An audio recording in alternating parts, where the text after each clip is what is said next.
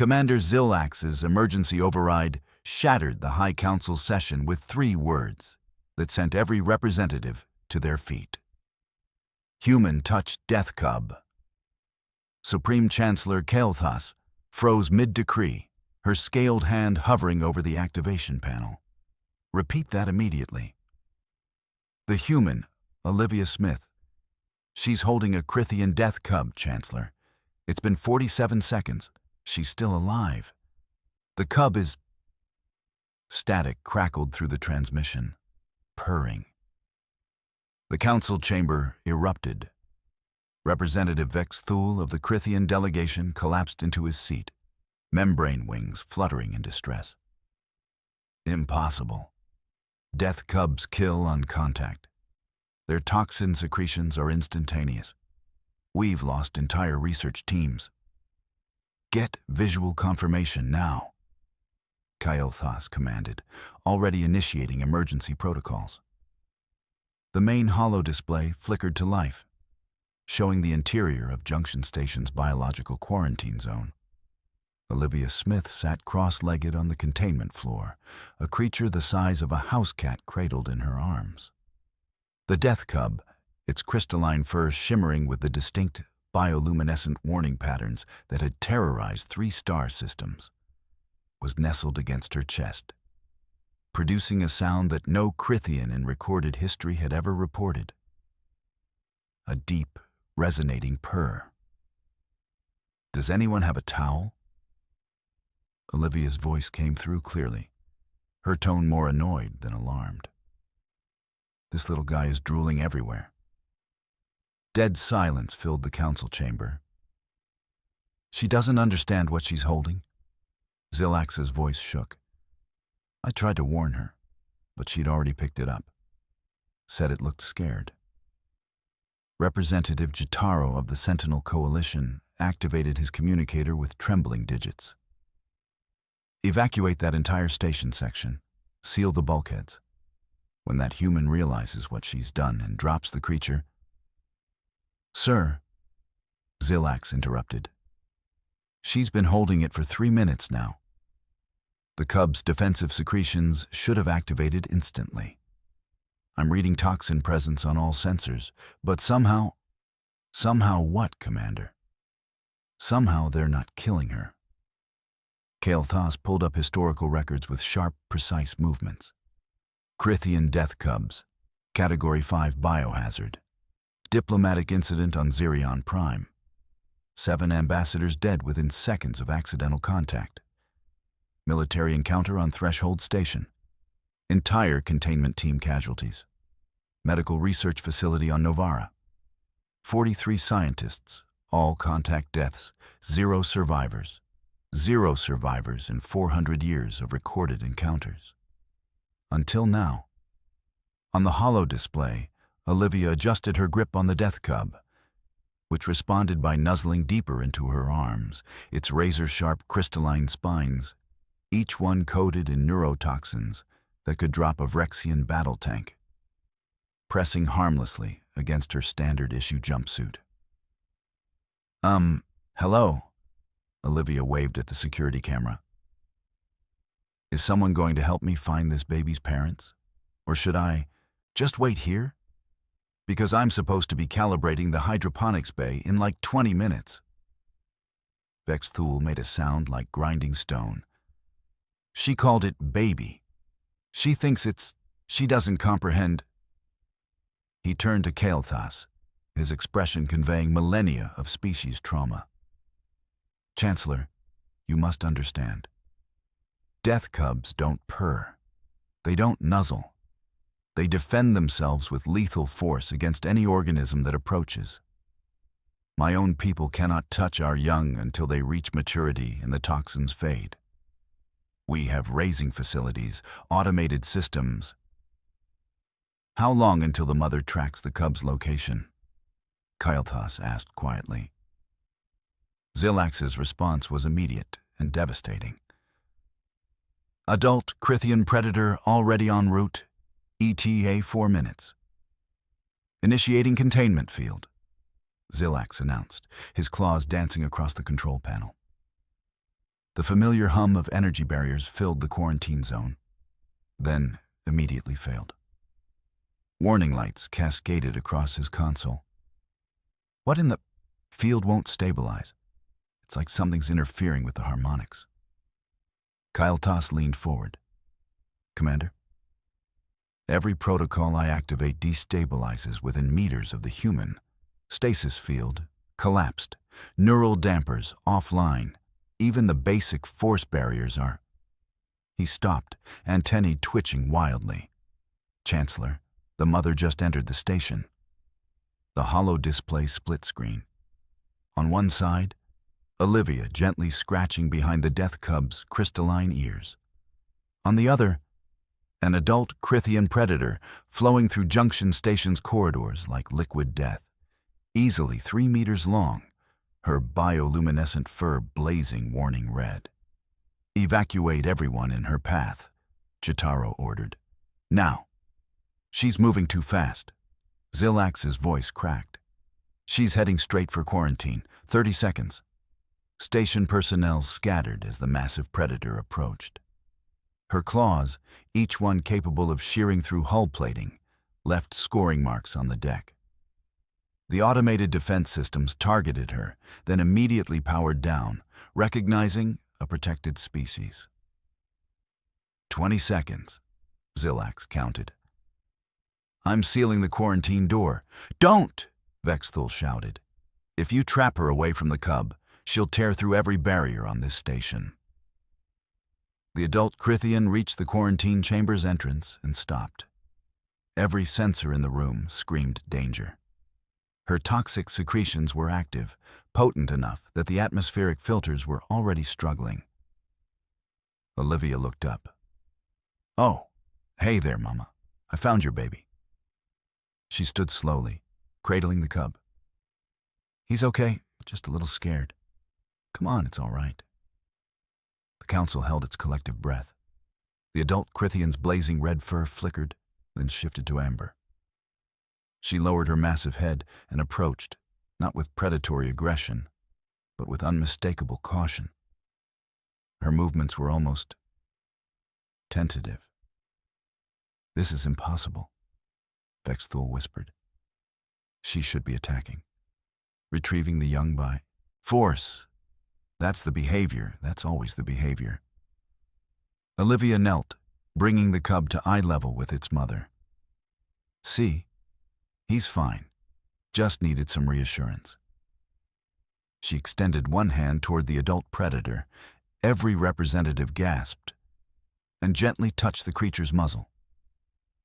The adult Crithian pressed into the contact, a deep, rumbling purr joining her offsprings. I need xenobiology to containment, immediately. Kalthas's voice was unnaturally calm.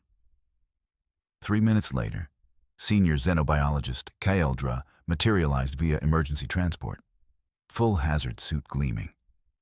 She took one look at the scene and her legs buckled. That cannot be happening. And yet, Kael'thas replied. Kaeldra pulled up her scanning equipment with shaking hands. Toxin levels they're critical. Lethal concentrations in the air. The human should be dead 20 times over. Both creatures are actively secreting defensive compounds, but... She recalibrated her sensors. But the toxins aren't binding to human cellular structures. They're present, chemically active, but it's like her biology is just ignoring them. On screen, Olivia was now petting both Crithians simultaneously, completely unaware she was touching enough concentrated poison to sterilize a small moon. You know, your little one might be hungry. When's the last time he ate? The adult Crithian made a series of chittering sounds. Yeah, that's what I thought, Olivia said, as if she'd understood perfectly. Growing babies need regular meals. Kaeldra's scanner emitted an alert she'd never heard before. Chancellor, I'm reading behavioral patterns that don't exist in our entire database. Crithian predators don't communicate with other species. They don't show trust behaviors. They certainly don't demonstrate. She checked her readings again. What appears to be gratitude. Zilax's voice cut through. System-wide alert just activated. The defense grid flagged this situation as a Class 7 xenobiological anomaly. On the holo display, the death cub climbed onto Olivia's shoulder and settled there, purring loudly while its mother laid down beside them both. The High Council's elite xenobiology team materialized in Junction Station's staging area, wearing enough protective equipment to explore a black hole's event horizon. Senior xenobiologist Vexia led the group, her containment suit rated for atmospheric toxins, radiation, and hostile biological agents simultaneously. They entered quarantine to find Olivia sitting cross-legged on the floor, the death cub curled in her lap like a contented house pet, while the adult Crithian predator rested beside her with its massive head on her knee. Vexia's helmet display lit up with warnings. Miss Smith, I need you to listen very carefully. What you're touching should have killed you instantly, multiple times. We're detecting toxin concentrations that could eliminate every life form on this station.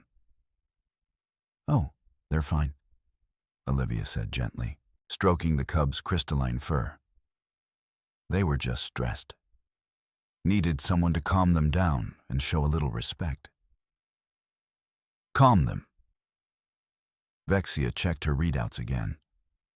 Mrs. Smith, Crithian predators don't calm down. They're classified as permanently hostile to all non-Crithian life forms. Their defensive biology prevents... Yeah, I've worked with difficult animals for 15 years back on Earth. Olivia interrupted, scratching the adult Crithian behind what might have been ears.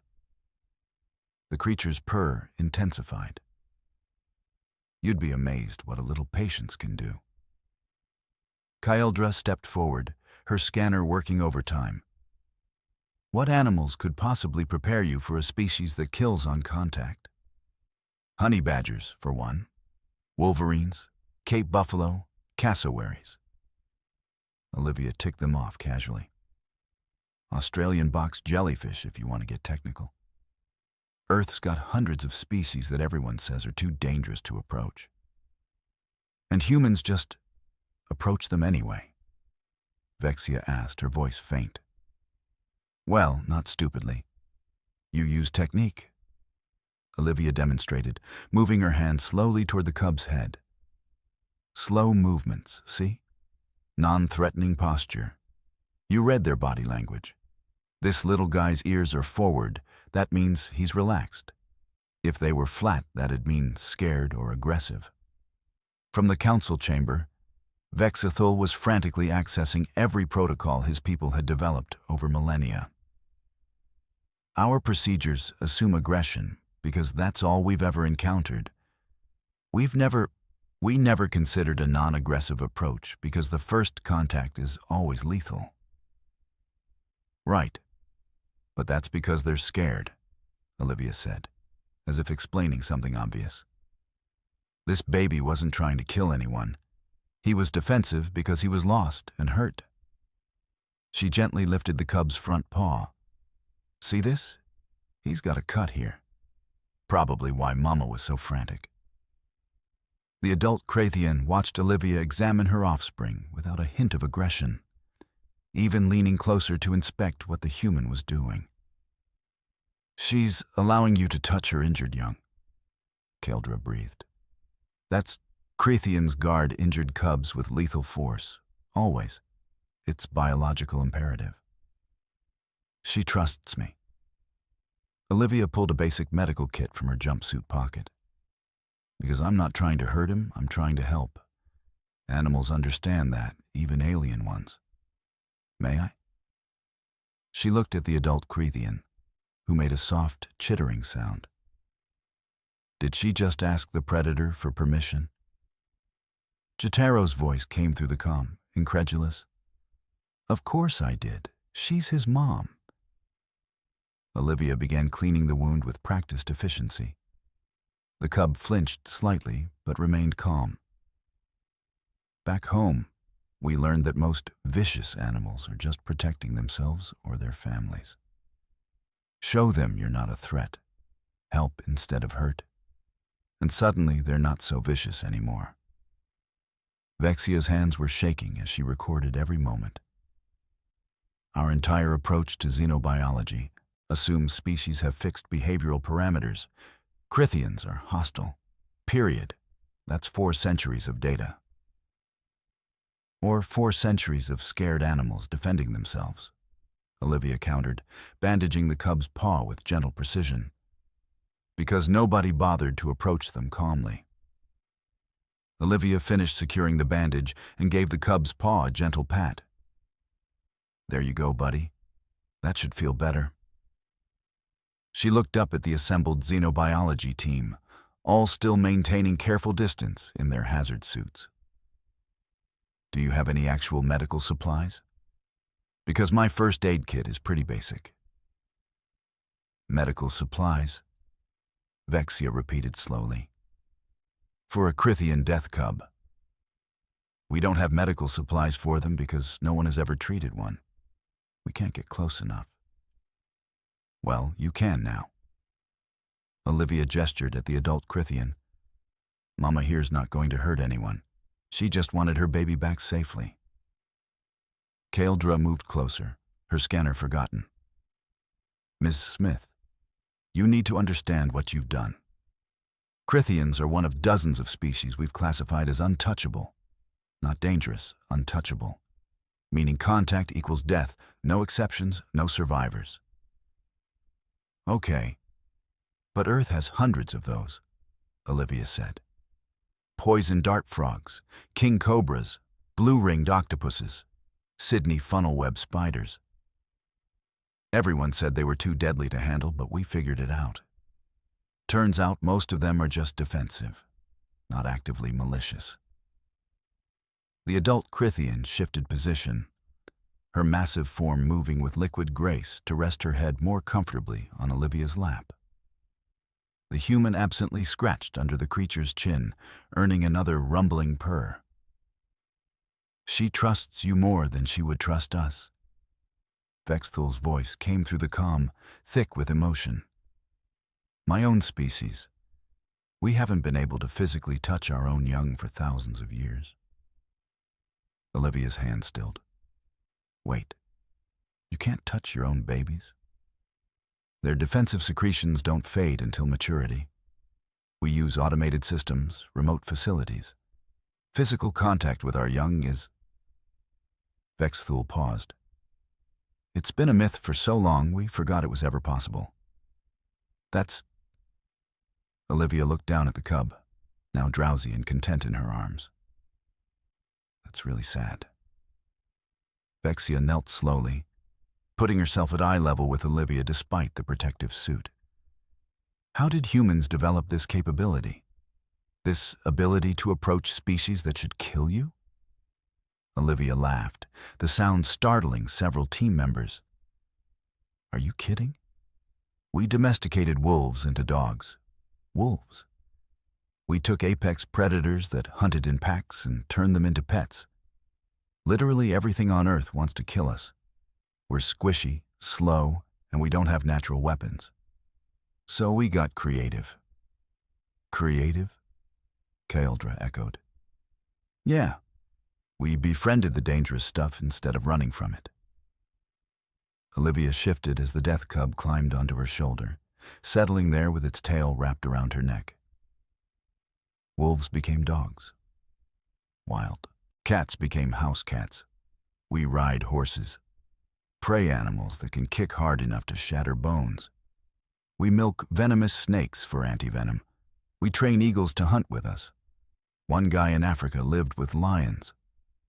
From the council chamber, Kael'thas listened with the intensity of someone watching their entire worldview reconstruct itself. They survived by making allies of their predators. We didn't have a choice. Olivia continued, gently supporting the cub as it yawned, displaying rows of crystalline fangs. Everything was bigger, faster, stronger, or more poisonous than us. So we learned to read body language, move calmly, show respect. We figured out that most animals don't want to waste energy fighting. They just want to be left alone or have their needs met. The cub's purring softened as it drifted into sleep on her shoulder, its mother watching with what could only be described as contentment. Miss Smith. Zilax's voice was careful. Would you be willing to help my team approach? We have standard reunion protocols, but they involve sedation and remote handling. That sounds traumatic for everyone involved.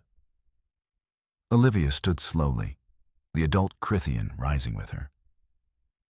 How about this? You come in slowly. Keep your body language open and non-threatening. And let Mama see you're here to help, not hurt. The station security team entered, following Olivia's instructions with visible nervousness.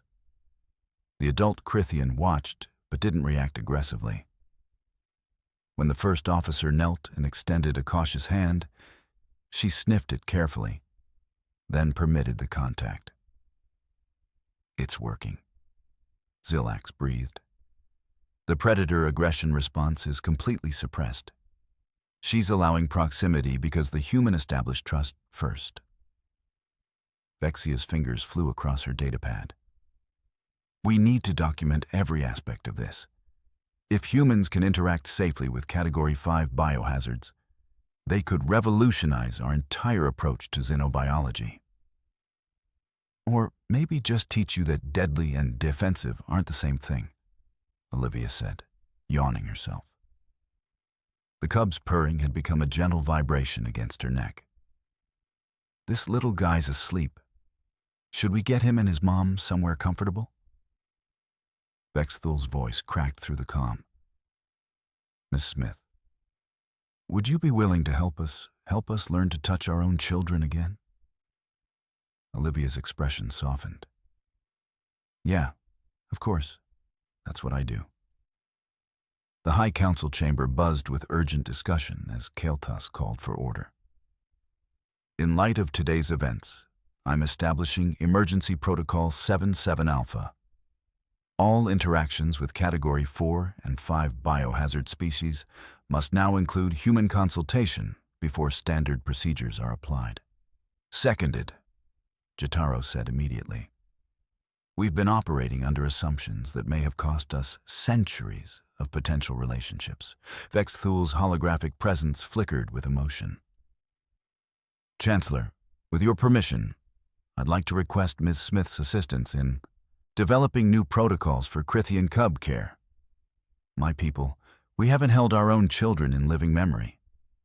If there's a chance we could learn, I think you'd be great parents if you actually got to parent, Olivia said, still cradling the sleeping cub. The adult Crithian had curled protectively around both of them, forming a living barrier of previously lethal predator. Back on Earth, we've got dozens of species we used to think were untouchable.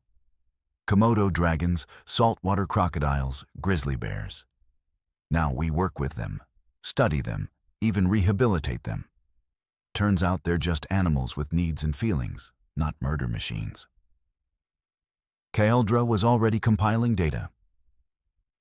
Chancellor, preliminary analysis suggests we may have categorized between 200 and 300 species as hostile based on initial contact protocols that assumed aggression. 300 species, Kael'thas repeated quietly. 300 potential allies, companions, or simply beings we could have understood better. Ms. Smith. Vexia approached carefully, her hazard suit now seeming almost absurd given the peaceful scene. Would you be willing to consult on a comprehensive review of our xenobiology database? Your expertise could reshape how we approach countless life forms. Sure, I can do that. Olivia gently transferred the cub to its mother's embrace. The adult Crithian accepted her offspring with a tenderness that made Vexthul's hologram waver. Though fair warning, I've got a cat at home that's technically a predator. 12 pounds of murder mittens and attitude. If I can handle Mr. Whiskers at 3 a.m. when he wants breakfast, I can probably handle most things. She compares Category 5 biohazards to her domestic companion. Jotaro murmured, "This is either profound wisdom or terrifying ignorance." "Both?" Olivia suggested cheerfully. "Honestly, the trick is respecting that everything with teeth and claws has a reason for having them. Usually a good reason." Zilax watched his monitors as Station Medical finally arrived with proper supplies. The adult Crithian allowed them to approach, assess, and treat her cub's injury, all because of the trust Olivia had established. Filing official report now. Human capabilities in predator relations exceed all projections. Recommend immediate integration into all xenobiological first contact teams. Motion approved, Kael'thas said. Begin galaxy-wide review of untouchable species classifications, cross-reference with human interaction data. The cub stirred awake, looked around at the assembled aliens with their equipment and protocols, then looked back at Olivia with what could only be described as longing. It chirped softly. "I know, buddy, but you need to stay with your mama now." Olivia scratched behind its crystalline ears one last time. "You be good, okay?" The cub purred in response, then settled against its mother, who wrapped around it protectively while maintaining visual contact with the human who'd made the impossible normal. "Well," Olivia checked her datapad and stood stretching. "I really do need to get to hydroponics. Plus, Zilax mentioned something about a pest problem in the cargo bay. Figured I'd check that out too." "Pest problem?" Vexia asked warily. "Yeah, some kind of insects nesting in the ventilation system. Maintenance wanted to fumigate, but I'll probably just relocate them humanely. Usually they're just looking for warm, dark spaces." Can't blame them for that. The assembled xenobiologists exchanged glances. On their monitors, a Crithian death cub, the galaxy's most feared infant, watched Olivia leave with adoring eyes, while its mother purred contentedly. "Commander Zilax?" Kael'thas said carefully. "What species of insects are in the cargo bay?" A long pause.